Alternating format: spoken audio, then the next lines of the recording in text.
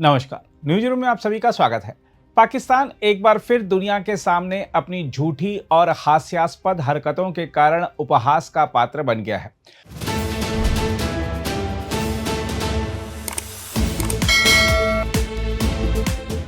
पहलगाम आतंकी हमले के बाद भारत द्वारा चलाए गए ऐतिहासिक और निर्णायक अभियान ऑपरेशन सिंदूर ने जिस तरह पाकिस्तान की आतंक समर्थक व्यवस्था की कमर तोड़ी थी, उसका दर्द आज भी इस्लामाबाद के शासकों और सेना के चेहरों पर साफ दिखाई देता है। अब हालत यह है कि पाकिस्तान अपनी नाकामी छिपाने के लिए ऐसे हवाई अड्डों पर हमला करने का दावा कर रहा है जिनका अस्तित्व ही नहीं है।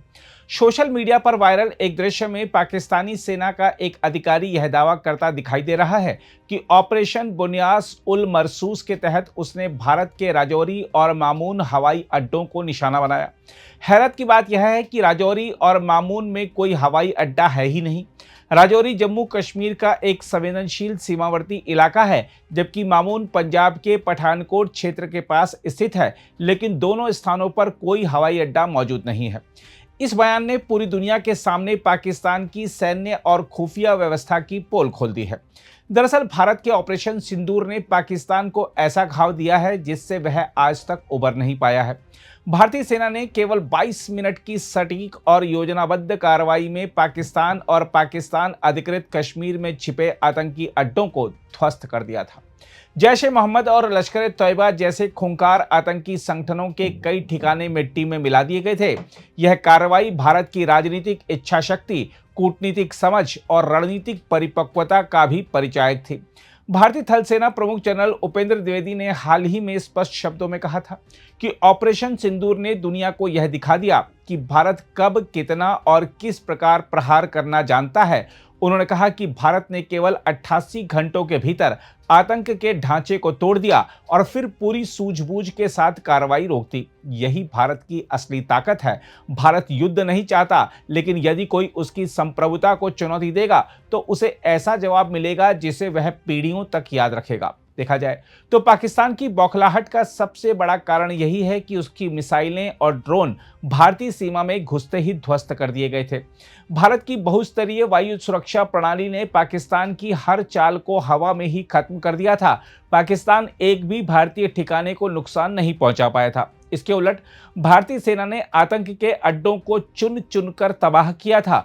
यही कारण है कि आज पाकिस्तान की सेना काल्पनिक हवाई अड्डों पर हमले की कहानियां गढ़कर अपनी जनता को बहलाने की कोशिश कर रही है। हम आपको यह बता दें कि पाकिस्तान के रक्षा मंत्री ख्वाजा आसिफ ने भी गीदड़ भभकी देते हुए कहा है कि यदि भारत ने दोबारा कार्रवाई की तो पाकिस्तान भारत का भूगोल बदल देगा। लेकिन सच यह है कि दुनिया जानती है कि पाकिस्तान की असली ताकत केवल खोखली बयानबाजी और आतंकवाद को पालने पोसने तक सीमित है।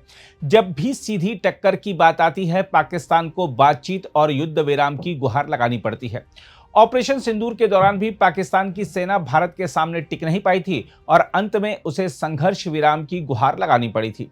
हम आपको बता दें कि भारतीय सेना के पूर्व सैन्य अभियान महानिदेशक लेफ्टिनेंट जनरल राजीव घई ने हाल ही में खुलासा किया था कि पाकिस्तान भारतीय प्रहारों से इतना घबरा गया था कि उसने हमले रोकने की अपील की थी। देखा जाए तो भारत ने स्पष्ट कर दिया है कि नया भारत आतंकवाद को सहन नहीं करेगा। हमारे जवानों ने यह दिखा दिया था कि यदि भारत पर हमला होगा तो केवल जवाब शब्दों में नहीं, बल्कि दुश्मन की धरती पर जाकर दिया जाएगा। दूसरी ओर पाकिस्तान अपनी झूठी कहानियों, फर्जी दावों और हास्यास्पद प्रचार के सहारे दुनिया को गुमराह करने की असफल कोशिश कर रहा है। पाकिस्तान वैसे तो हर मंच पर परमाणु धमकी देता फिरता है, लेकिन जब भारतीय सेना का पराक्रम सामने आता है तो उसकी सारी अकड़ निकल जाती है। बहरहाल सच्चाई यही है कि ऑपरेशन सिंदूर ने पाकिस्तान को उसकी औकात दिखा दी थी और आज तक वह उसी अपमान की आग में जल रहा है। भारतीय सेना की वीरता और रणनीतिक क्षमता के सामने पाकिस्तान की हर साजिश, हर धमकी और हर झूठ बौना साबित हुआ है। अगर आप भी लेना चाहते हैं देश दुनिया की तमाम जानकारी तो आज ही सब्सक्राइब करें हमारे चैनल को। साथ ही नीचे दिए बेल आइकन को जरूर दबाएं ताकि हर अपडेट आप तक पहुंच सके।